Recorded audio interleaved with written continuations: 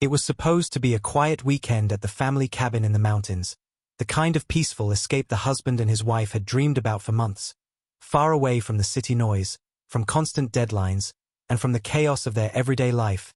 They drove for hours through winding forest roads, the headlights of their truck cutting through misty darkness until the trees began to thin out and the cabin finally appeared, a small, two-story wooden home sitting silently under the pale glow of the moon. The wife smiled softly when she saw it, remembering how they had painted it together years ago, how the porch still creaked when you stepped on the first plank, how the smell of pine trees always filled the air around it.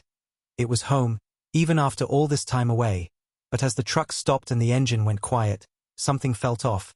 The husband stared at the front door for a long moment, noticing the faint shine of new metal around the lock. The color didn't match the old brass one they had used for years. He frowned, getting out of the truck, the crunch of gravel beneath his boots breaking the silence. His wife followed, her eyes narrowing as she noticed it too. She ran her fingers over the keyhole, feeling the cold, unfamiliar steel. "This isn't ours," she said quietly, her tone calm but sharp. He tried the old key anyway, pushing it in gently, but it didn't fit. It turned halfway and jammed. He sighed, confused. "Did we hire anyone to fix the lock?" he asked. Knowing the answer even before she shook her head, "No," she said, pulling her coat tighter around her shoulders as the wind picked up. "No one touches this place without my say." He stared at the door, thinking maybe there had been a break-in, maybe some squatters, but everything around the cabin looked untouched. The flower pots were dry but still in place. The small wooden bench by the steps was dusty but unbroken. There were no signs of forced entry, just a new lock that didn't belong. The wife exhaled slowly. "Someone changed it," she said, and her voice had that calm, serious edge that made him step back. She walked to the truck, opened the back, and took out her small toolkit, the same one she used for everything. Fixing fences, repairing doors, changing light switches. Without hesitation she knelt by the door, pulling a small screwdriver from the kit. The husband looked around nervously. Maybe we should wait until morning. Maybe call someone first. But she didn't even look up. "It's our cabin," she said simply, "and I'm taking it back." He sighed, looking at the dark woods around them. The night was quiet except for the distant sound of crickets and the whispering wind through the pines. It was almost midnight now, and the sky above was full of cold stars. She worked quickly, unscrewing the new lock, her movements calm and steady. It was clear this wasn't her first time handling tools. The husband couldn't help but admire how confident she was. She didn't speak much, just focused on her task. The metal made soft clicks as she removed each screw. "Almost done," she murmured, but then a sudden flash of light cut through the trees, bright, sharp headlights hitting the front of the cabin. The sound of tires grinding on gravel filled the air. The husband turned, squinting into the brightness. A silver SUV pulled up fast and stopped just a few feet away. The door slammed open, and out came a woman in a thick jacket and fur boots, holding her phone high like a weapon. "Stop right there," she shouted, her voice loud and full of authority. The husband blinked in confusion. "Excuse me?" he said, but she didn't listen. "I said stop." "I'm calling the police," she snapped, already typing on her phone. The wife slowly stood up, turning toward her, her face unreadable. "What seems to be the problem?" she asked calmly. "The problem," the woman barked, "is that you're breaking into this property. I'm the HOA president here, and I've already called 911. The husband's mouth dropped open. "Breaking in? This is our cabin," he said, trying to hold back his frustration. "We own this property." But the woman, who introduced herself as Karen, wasn't listening. She held up her phone like a badge of her own. "You can tell that to the officers when they arrive," she said smugly. "We don't tolerate trespassing here." The wife didn't move, didn't even flinch. She just stood there quietly, her eyes fixed on Karen, her posture so steady it almost unnerved the woman. The husband stepped closer. Please, there's been some mistake, my wife and I." But Karen cut him off with a laugh. "Oh, I'm sure there's a mistake," she said mockingly. "People like you always think you can get away with anything, breaking into someone else's property and calling it yours." The husband felt his blood boil, but his wife put a hand on his arm, stopping him. Her grip was firm, calm. She whispered softly, "Let her talk." Karen folded her arms, glaring at them. "You're going to be arrested," she said confidently. "We've had problems with strangers trying to sneak into these homes. Not this time." The husband took a deep breath, trying to keep his voice even. "You have no idea who we are," he said quietly. "This is our registered cabin. We've owned it for 8 years. And if you check the county records you'll—" Karen scoffed. "Oh sure, everyone says that. I've seen your type before. Fake paperwork, fake names, I've dealt with worse." The wife tilted her head slightly, her eyes cold now. "You don't know what you're dealing with," she said, but her tone wasn't angry. It was calm, almost chilling. Karen smirked. "Oh, I know exactly what I'm dealing with," she said proudly. "Troublemakers who think rules don't apply to them." The husband sighed, running a hand through his hair, trying to reason. "We just got here tonight. We noticed the lock was changed, that's why, because the HOA replaced it." Karen shouted. "This property was supposed to be inspected. You can't just change things without permission." The wife raised an eyebrow. "You changed the locks on private property?" she asked quietly. "You have no authority to do that." Karen rolled her eyes.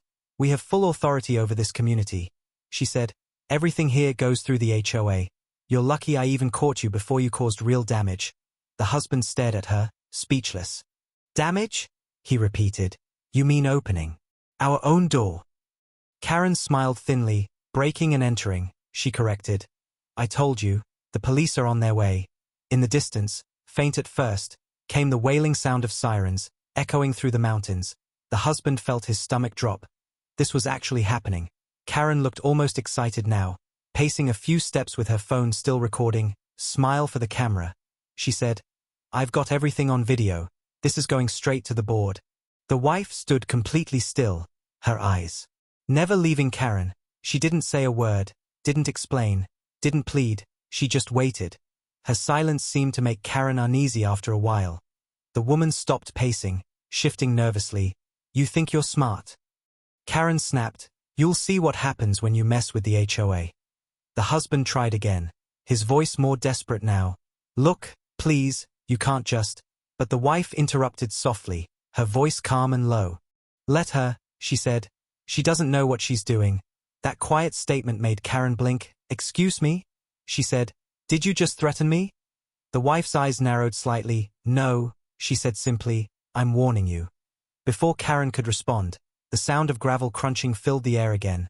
2 police cruisers rolled up, their red and blue lights flashing against the trees, the sirens cut off, leaving the world in that strange humming silence that follows. 2 officers stepped out, hands on their belts, one of them shining a flashlight across the yard. "Everyone stay where you are," he called out. Karen immediately ran toward them, pointing at the couple. "Officers.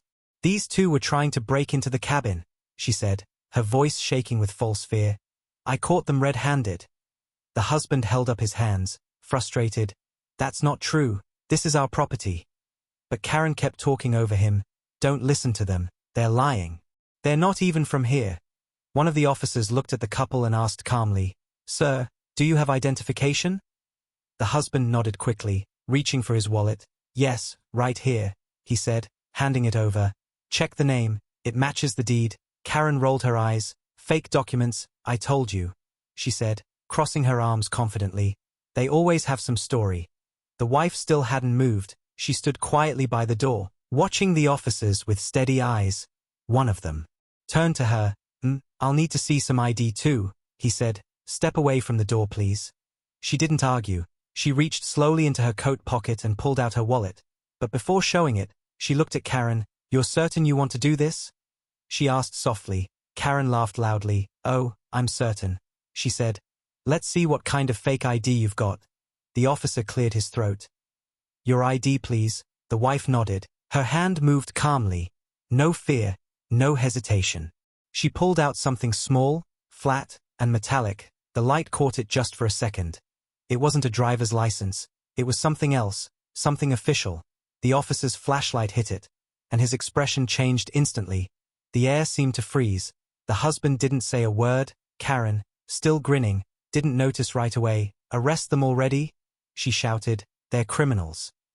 But the officers didn't move. The wife finally looked up, her voice low, calm, and sharp.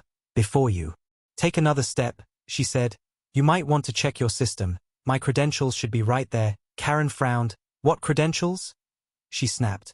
But when she finally noticed the shine of the badge in the officer's light, her face drained of color. "Wait, is that?" she stammered. The officer adjusted his stance, his voice suddenly more formal. He said to the wife, "May I verify this?" She nodded once, and handed him the badge. Karen stepped back, her confidence melting away. She looked from the wife to the husband, confusion spreading across her face. What is this?" she whispered, but the wife didn't answer. She just folded her arms and waited as the officer radioed in quietly. The silence was heavy. The only sound was the static of the radio and Karen's unsteady breathing. When the confirmation came through, the officer straightened, looked at the couple, then at Karen, and said softly, "I think you just made a very big mistake," and in that frozen moment under the cold mountain stars, the grin on Karen's face finally disappeared completely. The air was still tense when the echo of radio chatter faded into the cold mountain night. Karen's confident smirk had vanished, replaced by a twitch of uncertainty as she glanced between the officers and the woman standing silently by the cabin door. The officer handed the badge back carefully, nodding with quiet respect. "Everything checks out," he said, his tone steady but different now, not the commanding voice of an officer facing a suspect but of a man who realized he had just walked into something much bigger. Karen's lips trembled slightly. What do you mean checks out?" she asked, forcing a shaky laugh. "You're not seriously falling for their act, are you?" The wife didn't move, her eyes cold and steady. "You called the police on a federal agent entering her own property," she said calmly, her voice slicing through the air like a blade. The husband stood beside her, watching the color drain from Karen's face. The officers exchanged looks, one of them cleared his throat. "Do you have any paperwork proving your claim over this property?" he asked Karen politely, but there was a hint of sarcasm in his tone. Karen blinked rapidly. "Paperwork? I don't need it, I'm the HOA president," she said, as if that title gave her divine authority. "These people are strangers. They could be anyone." The husband sighed. "We've owned this cabin for 8 years, he said. "You can verify it with the county office, tax records, water bills, everything." The officer nodded, already typing on his tablet. "Let's check it out," he muttered. Karen tried to speak again, but her voice cracked.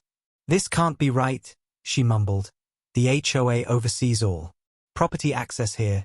The wife raised an eyebrow slightly, her tone cool and measured. "Oversees, not owns?" she said. "You've overstepped." Karen's jaw tightened. "You can't talk to me like that," she snapped, but her voice wavered with fear rather than anger. "I was just doing my job, protecting the community."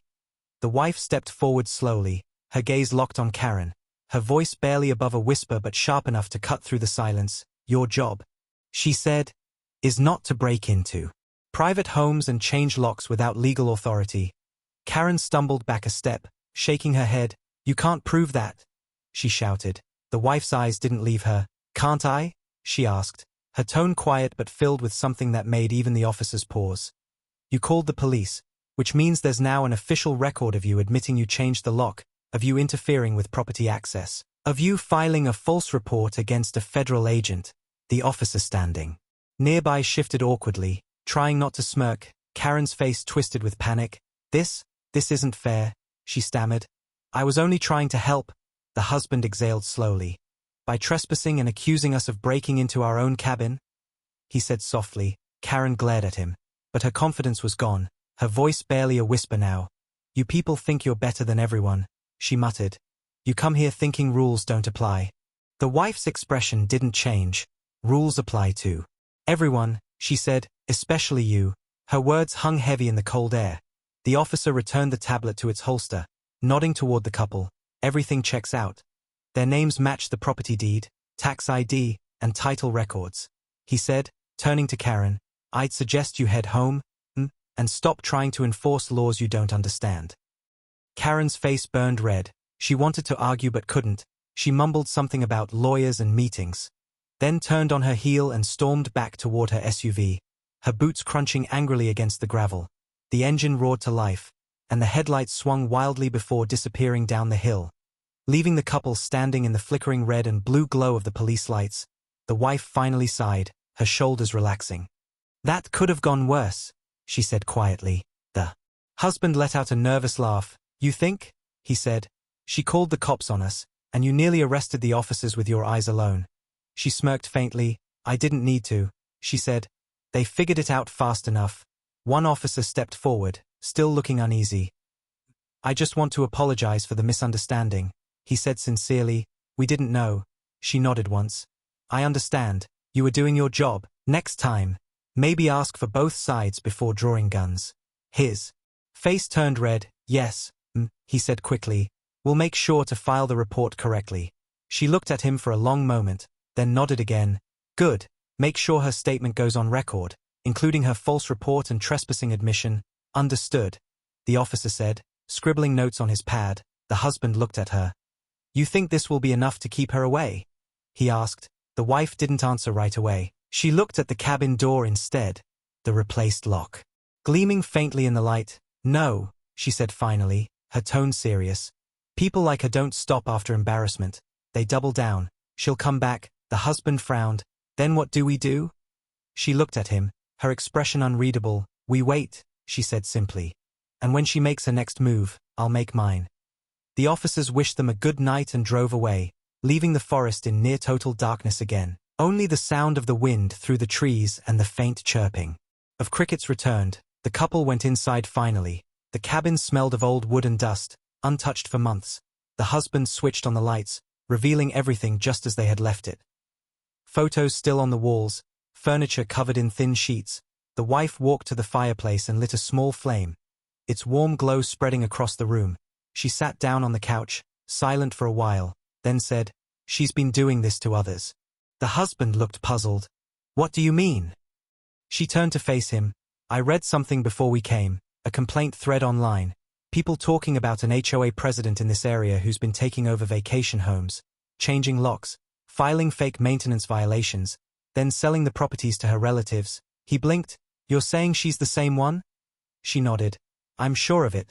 Same name, same tone, same arrogance. He rubbed his temples. So she's been scamming people, using HOA power. She nodded again, her eyes fixed on the fire. But she made a mistake this time. She targeted the wrong person. The husband sat beside her, the weight of the night slowly settling in. You're going to report her, aren't you? He asked. She gave a small, cold smile.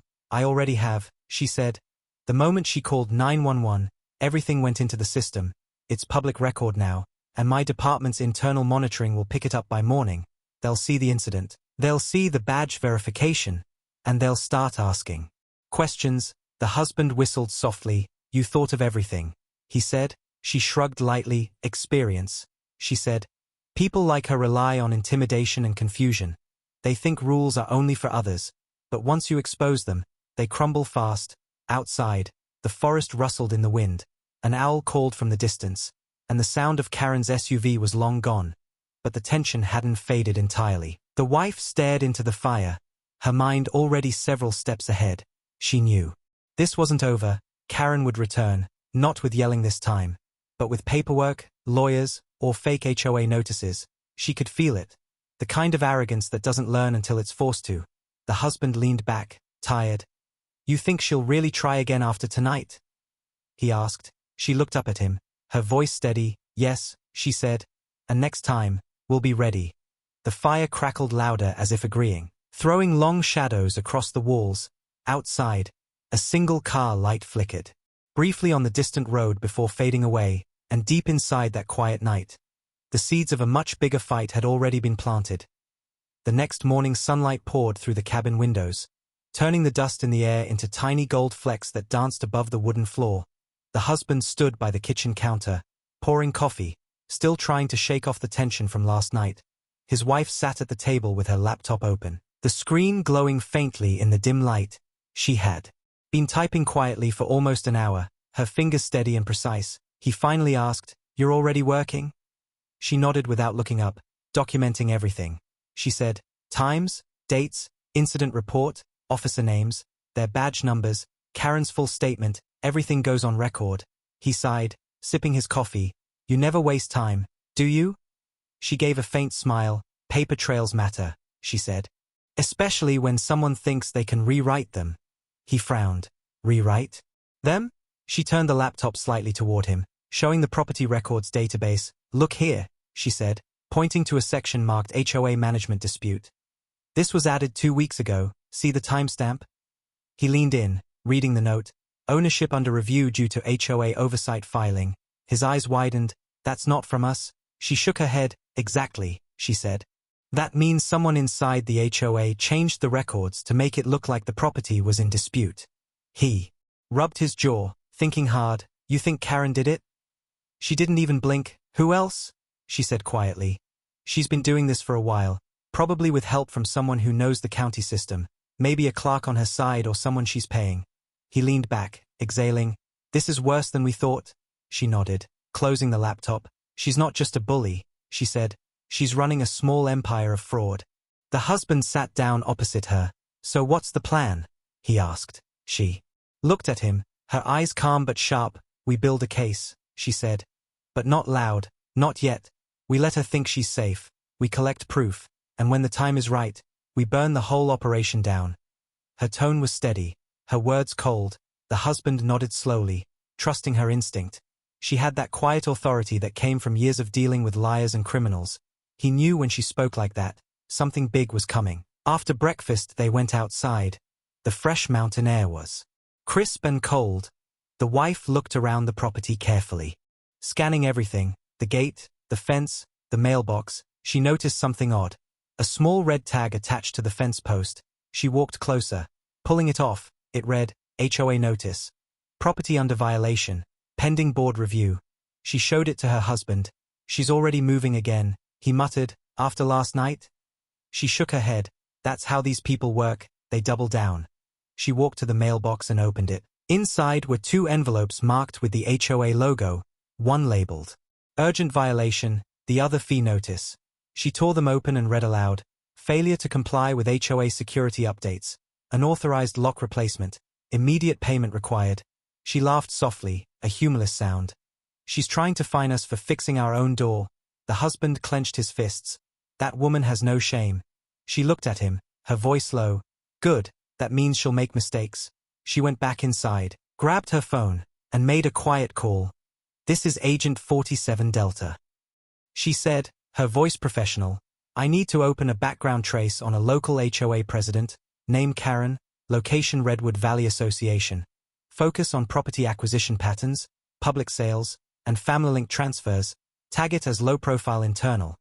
The voice on the other end confirmed, and she ended the call, turning to her husband. It's in motion, she said simply. By tonight, we'll know if she's done this before. The day passed slowly. The forest was peaceful, but their nerves weren't. Around noon a white car drove by slowly. The same one they had seen at the HOA office months ago. The driver didn't stop, just stared at the cabin before disappearing down the road. They're watching us, the husband muttered. She nodded. Good, let them, she said. The more confident they get, the easier they'll be to catch. Later that afternoon, while checking the utility meter outside, the husband found something strange again. A small black device tucked under the porch railing. He picked it up carefully, realizing it was a motion sensor camera. She planted surveillance here? He said, shocked. The wife's expression turned hard. Give me that, she said, taking it. Not just surveillance. These models upload live feeds to cloud storage. She pulled out her phone and connected to the device. Her screen showed timestamps and footage, clips of them arriving last night, even of the police lights. She's been spying on us. The husband said, his voice shaking with anger. Recording everything, she nodded, her eyes narrowing. That's illegal, even under HOA regulations, she said. She's breaking privacy laws now. She saved the footage to her own drive, then destroyed the device, snapping it cleanly in half. That's evidence, she said, and also a warning. By evening, as the sun dipped behind the hills, she received a text from her agency contact. Trace complete, pattern confirmed. 12 similar cases, all under same HOA network. President involved in illegal property transfers. She stared at the message, feeling that cold satisfaction only truth can bring. The husband saw her face and asked, It's her, isn't it? She nodded slowly. It's bigger than her, she said. She's part of something wider. Using HOA rules to take homes from absentee owners, flipping them quietly, and splitting profits. The husband leaned on the counter, shaking his head. And the cops just let her run this. She looked up at him, her tone calm. No one looks at HOA fraud. They think it's just neighborhood drama, not organized theft, he sighed. So what now? She looked out the window, the forest darkening, lights flickering from a few distant cabins. Now, she said softly, we wait for her to make her next move. then we make ours. It was late when they finally locked the door for the night. The husband tried to sleep but couldn't, his mind replaying the night before, the flashing lights, the shouting, the badge. The way Karen's smile faded. The wife, though silent, was awake too, sitting near the window with a notebook, writing notes under the dim glow of a lamp. Every few minutes she'd glance outside, watching for headlights, and once, just once, she saw a figure near the gate, a shadow that moved quickly and disappeared into the trees. She didn't wake her husband, she just reached for her phone, pressed record, and whispered quietly, "She's here."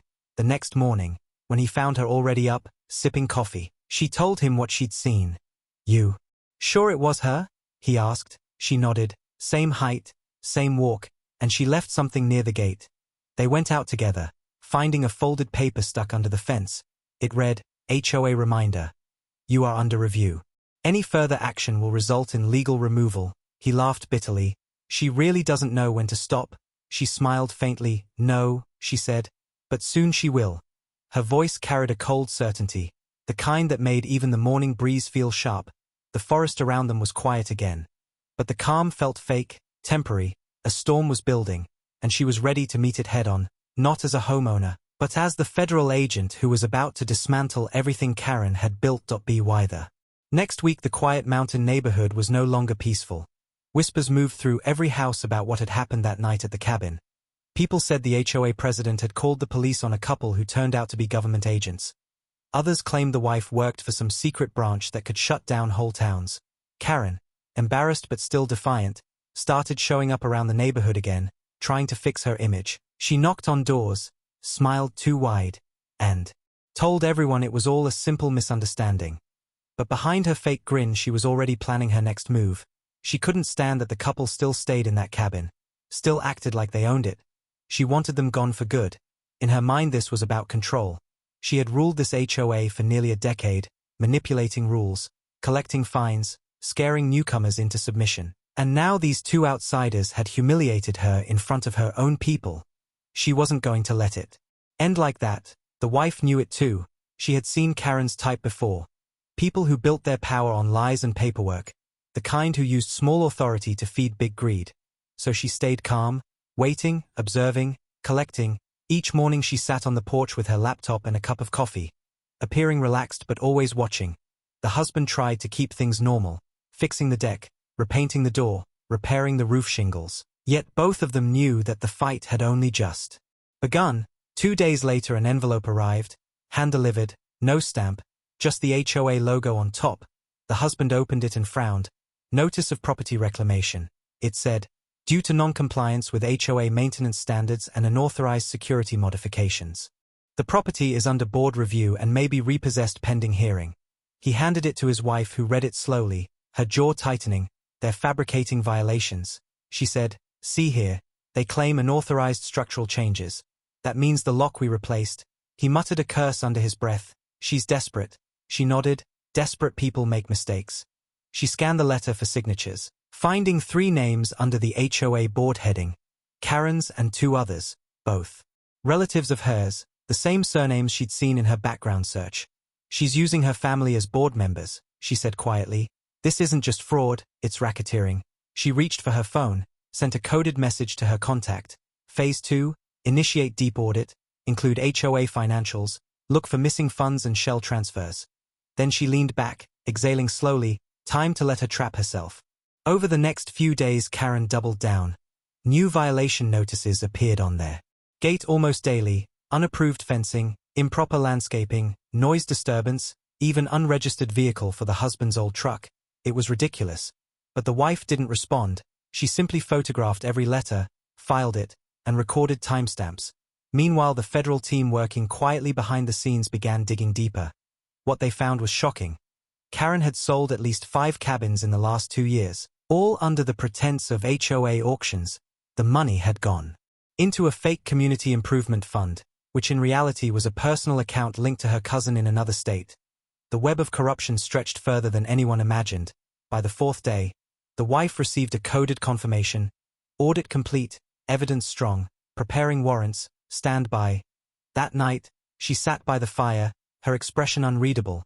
The husband watched her silently, finally asking, It's really happening, isn't it? She nodded slowly. By tomorrow, yes, he smiled. Faintly, I almost feel sorry for her. She looked up, her eyes cold. Don't, she said.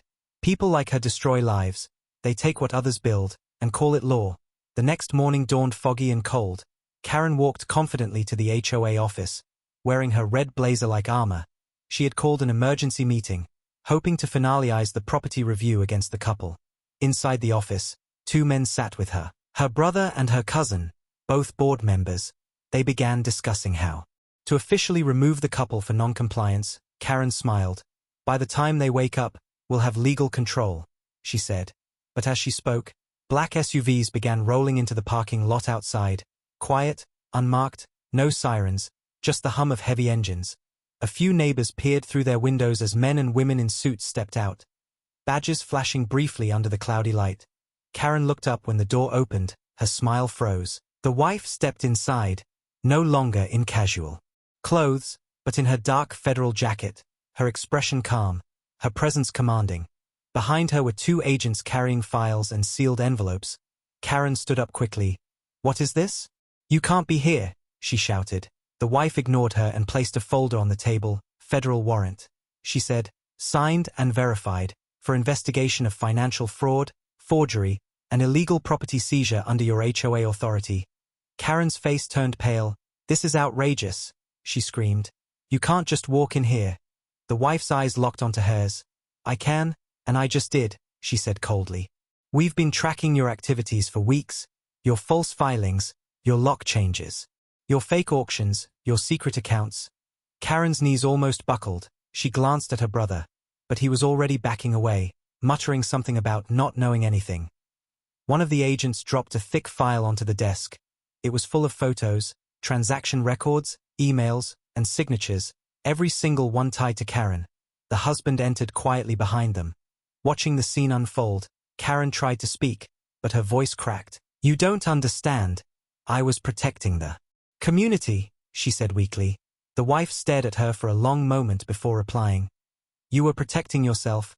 Karen shook her head violently. No, I was just following the rules. The wife took a slow step forward, her voice firm. You rewrote the rules. Karen stumbled back into her chair, her bravado collapsing. Please, she whispered, I didn't mean harm. But her words were drowned out by the sound of an agent reading her rights. The husband watched silently, the justice long overdue finally taking shape before his eyes. The wife didn't gloat, didn't smile. She simply stood there, calm as always, her voice level as she said, You called the cops on me for entering my own home, and in doing so, you exposed everything you were hiding. Karen was handcuffed, her hands trembling, tears forming in her eyes. You don't have to do this, she whispered. The wife looked at her one last time. No, she said, I don't have to, but you left me no choice. As Karen was escorted outside, neighbors gathered quietly on the sidewalks, whispering and pointing. No one laughed, no one cheered. They just stared, shocked, realizing the woman who had ruled them for years with fear and fines was finally caught.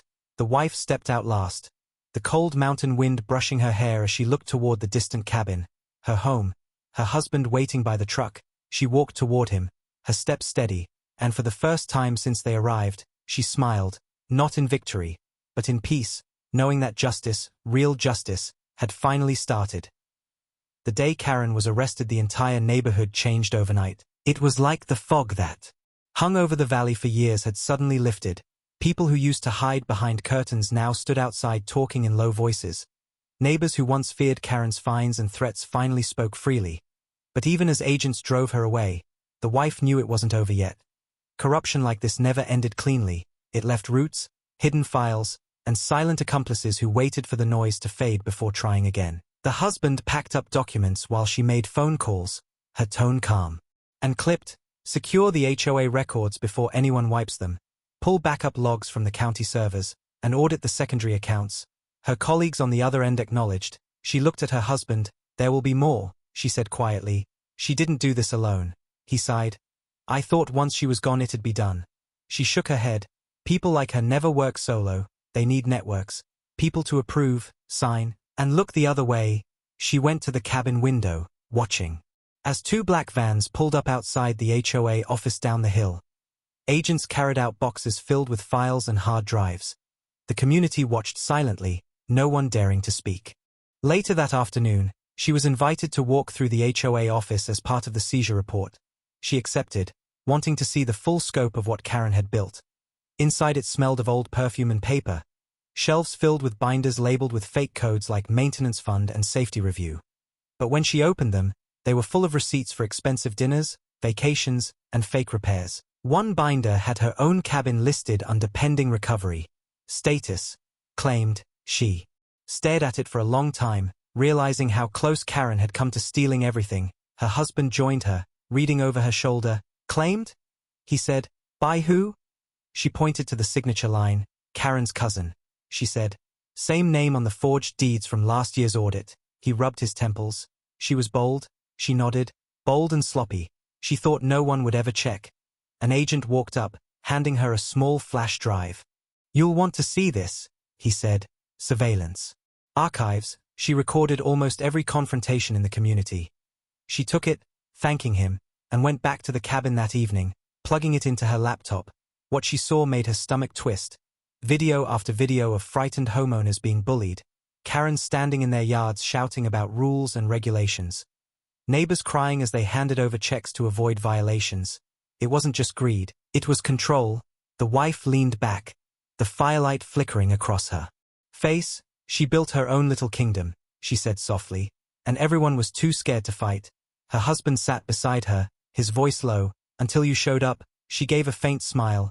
I didn't show up to fight her, she said. I showed up to take back what's ours. Everything else came after. The next morning the agents called again. We've traced funds to 3 more HOA presidents in nearby counties, the voice said. She wasn't just running one scam. She was part of a regional network. The wife nodded slowly. Then we're not done yet, she said. Send me the files. As days passed the investigation widened, and news began to spread. Local papers ran headlines like HOA scandal rocks Redwood Valley and federal probe uncovers massive property fraud ring. Cameras started showing up at the gates, reporters shouting questions. The husband hated the attention, but the wife handled it with professional calm. No comment at this time, she'd say. Ongoing investigation. Inside. Though, she felt a grim sense of satisfaction. Justice was moving, and the people finally had a voice again. One evening an elderly couple came to the cabin with flowers. They said they had lost their house to Karen's false fines years ago and wanted to thank her. The wife smiled kindly, shaking their hands. You don't owe me anything, she said. You deserve peace, not fear. After they left she sat on the porch, watching the sunset. For the first time since the ordeal began she felt the weight lift slightly from her shoulders, but deep down she knew something still waited. Later that night her phone buzzed with a restricted message. It was short and cryptic. Karen requested attorney. Claims she has evidence implicating higher officials. Requests meeting. She stared at the message for a long moment. The husband noticed and asked, What's wrong? She showed him the phone. His eyes widened. She wants to talk to you? She nodded slowly. Yes, and that means she's scared. The next day she met Karen at the county detention center. Inside a small interview room with gray walls and a metal table. Karen looked different now. Pale, tired, and hollow-eyed. You look well. The wife said coolly as she sat down. Karen gave a weak laugh. You won, she said. You got everything you wanted. The wife folded her arms. I didn't want your downfall. I wanted the truth. Karen leaned forward, her hands shaking. You think I was the top, she whispered. You have no idea how deep it goes. They used me. The wife's eyes narrowed. Who?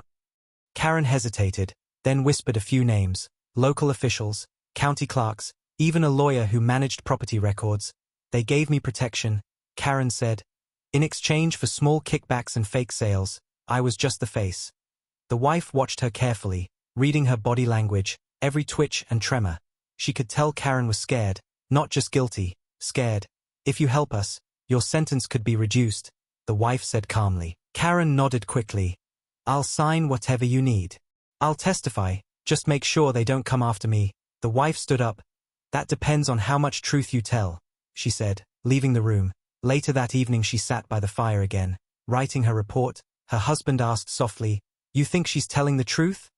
She nodded slowly. Partly. But she's leaving something out. She always does. He frowned. What happens now? She looked up at him, her voice steady and strong. Now we finish what she started. The wind outside howled softly through the pine trees, carrying away the last echoes of Karen's false rule. The valley was finally breathing again. But for the wife, the real battle, the one against the hidden hands behind the corruption, was only just beginning, and as she closed her laptop, she whispered under her breath, "You wanted to play with power, Karen. Now you'll watch it destroy the ones who gave it to you." The following weeks turned the once quiet mountain town into a place buzzing with tension and quiet fear, as investigators combed through every HOA record, every hidden transaction, and every backroom deal that had been approved under Karen's watch. The wife spent most of her time coordinating with her agency from the cabin, using it now not just as a home but as a temporary operations base. Papers, files, and printed reports filled the dining table. Maps of the surrounding neighborhoods were marked with colored pins, each representing another property that had been stolen or reclaimed under false pretenses. The husband watched her work, always calm, always methodical, and couldn't help but feel both pride and unease. "You don't even stop to breathe," he said one night, handing her a cup of coffee. She smiled faintly without looking up. "If I stop, someone else suffers," she said. "I've seen this before in other states. Corrupt HOAs using their authority to prey on the weak. Retirees, widows, people who don't know the law, they use fear as their weapon." She flipped through pages showing signed letters from frightened homeowners, fines that made no sense, violations written in vague legal language. They made people believe they could lose everything over a broken mailbox, she said, her tone low but full of anger. And they made money off every lie. The husband leaned against the counter. "And Karen was the one pulling all the strings?" he asked. She shook her head slowly. "She was the face, not the brain," she said. "The real people stay hidden. They're the ones who fund these operations, using small HOAs as fronts for laundering. It's organized, not random." Outside the window the night was dark and heavy, clouds covering the moon, and a cold wind moved through the trees. He watched her eyes, how focused they were, almost glowing with determination. "You're not just doing this for us, are you?" he said quietly. She looked up then, her expression softening for a moment. "No," she admitted. "I'm doing it for everyone she scared, everyone who paid for peace they should have already had." The next morning the husband went into town to get supplies while she joined a video briefing with her team. The connection flickered as her supervisor appeared on the screen. "Agent Reed," he said, "good work on the Redwood operation. We've cross-referenced the files you sent, and you were right. There's a coordinated scheme across 3 counties. Funds move between HOA accounts and a private consulting firm called Silverline Property Management." She nodded. "Who's behind Silverline?" she asked. The supervisor pulled up a document. "A man named Henry Walcott, retired county treasurer, has been using fake boards to transfer seized homes into trust accounts, then selling them to developers." She frowned. "And Karen?" "One of his field operators," he said. "We've already issued preliminary warrants, but we want you to handle the local coordination. You know the terrain, you know the players." She nodded firmly. "Understood. I'll keep it quiet until you move." When the call ended, she leaned back, staring at the wall, connecting everything in her mind like pieces of a puzzle that finally made sense. The husband returned just as she closed her laptop. "That look," he said, setting the bags down. "I know that look. What happened?" She gave a faint smile. "I just met the man behind the curtain," she said, "and he's about to find out what happens when you underestimate the people you stole from." Later that afternoon she drove down to the county office, where she met with a quiet clerk who had been leaking her documents. The woman looked nervous. "I didn't mean to get involved," she whispered. "Karen told us it was standard procedure. I swear I didn't know it was fake." The wife nodded reassuringly. "You did the right thing now, that's what matters," she said. "But I need everything, emails, approvals, transaction logs." The clerk handed her a small flash drive. "Everything's here. It proves the sales were pushed through without consent." The wife smiled. "Good, this will end it." By evening, as the rain started to fall, she drove back to the cabin, the wipers moving in rhythm as thunder rolled across the valley. When she arrived home the husband had already lit the fire, the warmth spreading through the room. He looked up and saw her face. "You got something," he said. She nodded, sitting beside him. "Enough to take down everyone above her," she said quietly. "But it won't be easy. People like Walcott have layers of protection." He frowned. "Then what's the plan?" She leaned forward, elbows on her knees, eyes fixed on the fire. "We leak it strategically," she said. Not all at once. Let them feel the walls closing in. The pressure will make one of them talk, he smiled. Faintly, you really think they'll fold? She glanced at him. They always do, she said. Greedy people can't handle silence. They panic. Over the next few days she followed through, forwarding anonymous reports to journalists, whistleblower hotlines, and watchdog organizations. One by one the pieces began to fall. The news spread fast. County treasurer linked to HOA fraud. Feds investigating multi-million-dollar property scam. Headlines appeared across local feeds.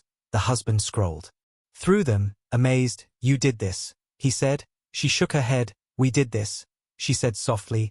Every homeowner who kept a record, every person who spoke up, they made this possible.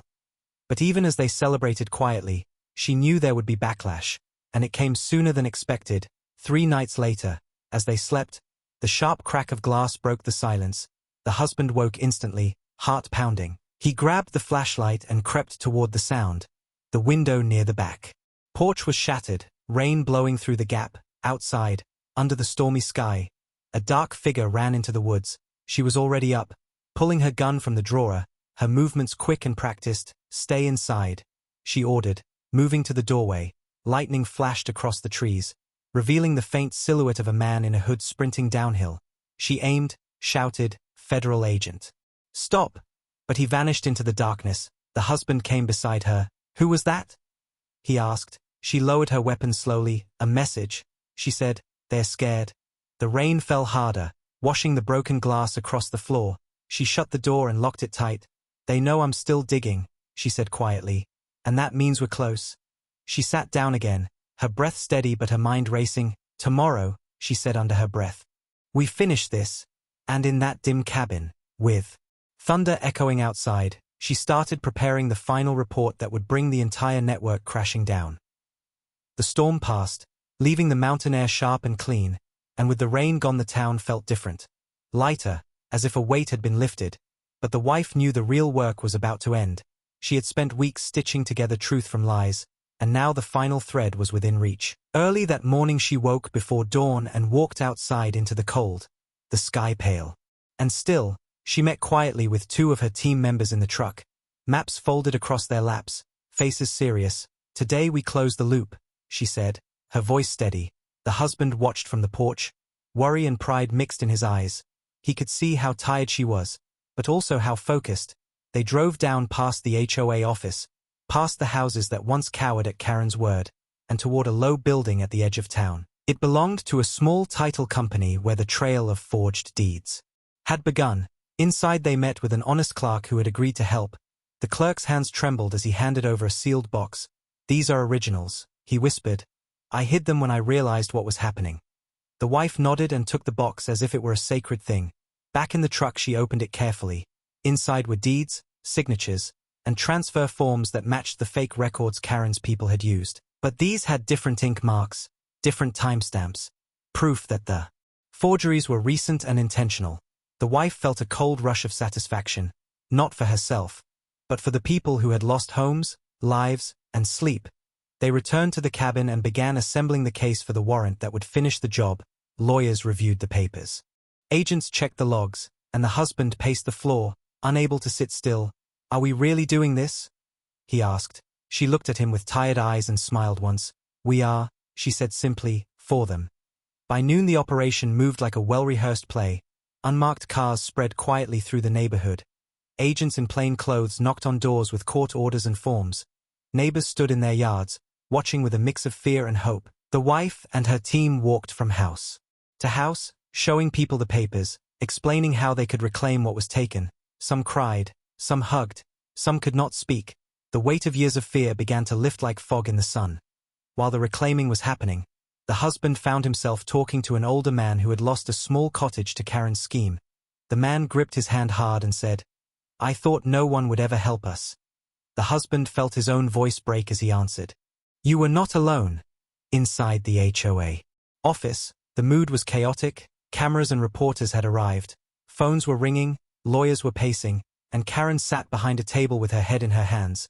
Next to her sat a stack of papers that now had new names across the top. Names of people she had hurt. Names of those who would press civil suits. The wife did not stand at the front or speak loudly to the cameras. She let the evidence speak. Agents handed Karen a long list of counts: fraud, forgery, conspiracy, money laundering, and read them in a flat voice that let the words carry their full weight. Karen tried to speak, to bargain, to blame others, but the evidence kept being placed on the table. One by one each document showed how she had changed locks, filed fake violations, sold cabins through sham auctions. The husband watched from the doorway as his wife watched the room. Calm eyes that did not need to say a word. After the arrests and the interviews, the couple returned to the cabin to find neighbors already bringing around warm pies, blankets, and small gifts. It was a humble celebration, but it mattered because it showed life could return to the valley, that people could smile without fear. In the following days the legal work continued. Investigators flew out to other counties. Search warrants hit other homes tied to the network. Men who had once hidden behind paperwork were taken in for questioning. The wife spent long hours testifying, pointing out how small details in a deed or a ledger proved intent. She watched as judges read aloud the facts that had been hidden for years. The towns that had been touched by the scheme began to repair fences, repaint porches, and hold meetings where voices were heard without tremors. One evening, as the case moved toward trial, a neighbor invited the couple to a small dinner under string lights in a clearing near the community center.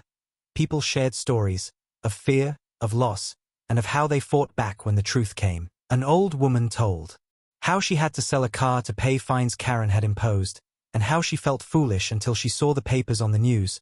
The wife listened and then spoke softly. "You kept records, you saved letters, you came forward. This is why we had a case." People nodded, faces bright with relief. The husband squeezed her hand under the table, proud and quiet.